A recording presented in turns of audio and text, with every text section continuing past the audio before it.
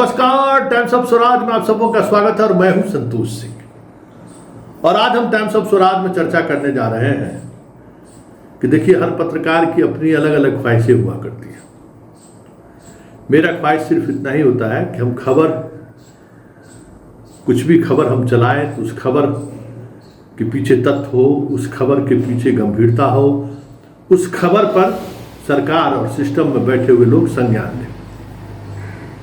वो दौर मुझे याद है जब मैं पत्रकारिता में की गहकरा की पढ़ना शुरू किया या लिखना शुरू किया, तो सिर्फ जिस प्रखंड से हम लिखना शुरू किए थे, मात्र 10 कॉपी वो अखबार आते थे, प्रभात खबर। और एक बरस के अंदर में उसका सर्कुलेशन 200 गुना ज़्यादा बढ़ा। और सिर्फ खबरों के सहारे मैं ये साबित करने की कोशिश की कि आपका ऑर्गेनाइजेशन कितना बड़ा है, आपके अखबार का सर्कुलेशन कितना बड़ा है, वो उतना मायने नहीं रखता है। मायने रखता है कि आप खबर किस तरीके से लिखते हैं, खबर किस तरीके से परोसते हैं। वो पहला मेरा अनुभव था। और उसके बाद प्रिंट मीडिया में जो हमारे कैरियर की शुरुआत हुई, तो प्रभात खबर, दैनिक जागरण, फिर हिंदुस्तान, और हिंदुस्तान से हम ईटीवी में आए। उस समय में ईटीवी को कोई नहीं जानता था। जहाँ कहीं भी जाते थे तो कहता था कि जीटीवी। उस दौर में हम ईटीवी का लोगो थामे थे। और फिर हमारे सामने ये साबित करना था खबरों के सहारे कि ईटीवी एक रीजनल चैनल है जो आपके दुख दर्द में, आपके हर ऐसे वाकया में आपके साथ है, जो एक पत्रकारिता का धर्म होता है।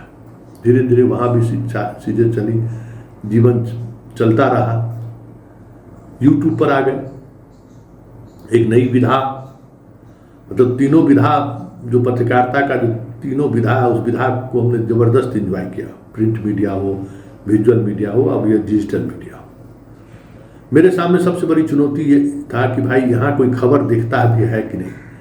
यहाँ तो पूरी मीडिया या दर्शक कहें, 2 धारा में बटा हुआ है, एक मोदी समर्थक, एक मोदी विरोध, और 2 ही दर्शक है इस चैनल पे। उसमें पत्रकारिता का गुंजाइश नहीं के बराबर है। आप पत्रकारिता कर ही नहीं सकते। लेकिन हम पहले दिन से ही हमारी ये कोशिश रही कि नहीं, पत्रकारिता के सहारे चीज़ें बदली जा सकती है। और इस डिजिटल प्लेटफॉर्म के सहारे मैंने 3 बड़ी खबर ब्रेक किया, और तीनों खबर में मुझे राष्ट्रीय फलक पर पहचान मिली। पहले मैंने इस प्लेटफॉर्म के माध्यम से एक ऐसी खबर ब्रेक किया कि राष्ट्रीय फलक पर सारे चैनल बाद में उस खबर को फॉलो करना शुरू किया। हम बात नीट परीक्षा में गड़बड़ी की बात कर रहे हैं। और वो खबरें इतनी ज़्यादा हाइप पे पहुंची कि सुप्रीम कोर्ट में जब ये मामला गया, तो मेरे उस क्लिपिंग का इस्तेमाल एडवोकेट ने किया, जिसमें मैंने 3 महीने पहले कहा था कि नीट की परीक्षाएं कैसे रद्द हो रही है। तो ये मेरे लिए बहुत ही उत्साहवर्धन करने वाली बात है कि चलिए, किसी इन्वेस्टिगेटिंग स्टोरी को लेकर लोग इतना नोटिस लेते हैं। बहुत अच्छा लगा। दूसरी खबर, हमें नहीं लगा था कि राष्ट्रीय फलक पर इस तरीके से लोग उसको रिकॉग्नाइज करेंगे, लेकिन लोगों ने रिकॉग्नाइज किया। और चलिए, अगर कभी देखने को मिल जाए नेटफ्लिक्स जैसे चैनल पर, इसलिए उस खबर की चर्चा नहीं कर रहे, क्योंकि उस खबर पर नेटफ्लिक्स मेरे उस खबर के आधार पर एक पूरी डॉक्यूमेंट्री फिल्म बनाने जा रही है। तो मेरे लिए ये भी गौरव की बात होगी कि दूसरी मेरी स्टोरी है जिस पर फिल्म बनने जा रही है, मुजफ्फरपुर सिल्टर होम, और दूसरी वो खबर जिस पर अभी हम चर्चा नहीं कर रहे। और तीसरी खबर, समस्तीपुर में जो टीचर बहाली में जो फर्जीवाड़ा हुआ, जिसकी चर्चा एसीएस अपने संबोधन के दौरान क्या कहा, जरा पहले ये सुन लीजिए। ये एक सेंट्रलाइज्ड सॉफ्टवेयर है। तो इस सेंट्रलाइज्ड सॉफ्टवेयर का मतलब है कि सभी प्रकार की गतिविधियां एक स्थान पर एक साथ है, और हर गतिविधि दूसरे गतिविधि के साथ कॉम्युनिकेट। अगर कोई टीचर, जैसे समस्तीपुर में एक कंप्लेन आया था कि बिना नियुक्ति के टीचर ट्रांसफर में जाके ज्वाइन कर, ये गलती ई शिक्षक को अगर होता और सारा डेटा होता तो नहीं। तो आपने सुन लिया कि इस कैनवास के माध्यम से भी चीज़ों को मजबूती से रखा जा सकता है, और मैंने उन खबरों को मजबूती से रखा, और आज विभाग के अपर मुख्य सचिव को ये संज्ञान में लाना पड़ा कि समस्तीपुर में कैसे शिक्षक घोटाला हुआ।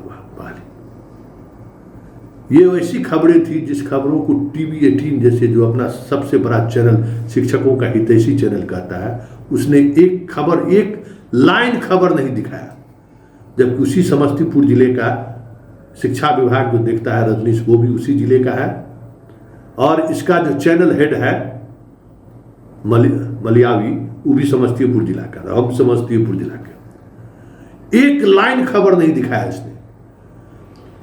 किसी प्रिंट मीडिया ने 10 दिनों तक इस खबर को तवज्जो तक नहीं दिया, वजह जो भी रहा हो। जब टीवी 18 जैसी संस्थान जब इस तरीके से कर सकता है तो आप समझ सकते हैं।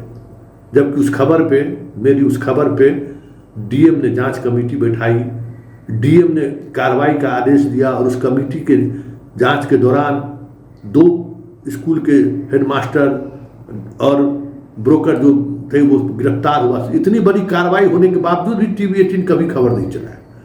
पता नहीं कौन सा रिश्ता है इन अपराधियों से। खैर, उससे मतलब नहीं है। मतलब मेरा कहना यह है कि जब मेन एक्सट्रीम मीडिया भी जिस खबर को तवज्जो नहीं दे रहा था, जिस अखबार ने जिस खबर को तवज्जो नहीं दिया, एक छोटे से स्क्रीन यूट्यूब पर खबर चलाकर आज ही वो खबर विभाग के प्रधान अपर मुख्य सचिव के संज्ञान में है कि समस्तीपुर में हुआ है क्या। यही मेरी ताकत है, और वो ताकत कहाँ से आती है? आप देते हैं वो ताकत। हमें क्या पता कि कहाँ क्या हो रहा है? हम तो सिर्फ आपकी सूचनाओं को परोसते हैं, आपकी सूचनाओं में हम सूचना जोड़ते हैं, हम अपने नेटवर्क का फिर हम उसमें इस्तेमाल, सूचना तो आप देते हैं। यही मेरी ताकत, मतलब जनता मेरी ताकत है, और उसी ताकत के सहारे हम इस मीडिया में भी बड़ी मजबूती के साथ डटे हुए हैं। लाख आलोचना कर लीजिए, लाख आप डिगाने की कोशिश करिए, धमकी दे लिए, क्या क्या नहीं करता है ये लोग।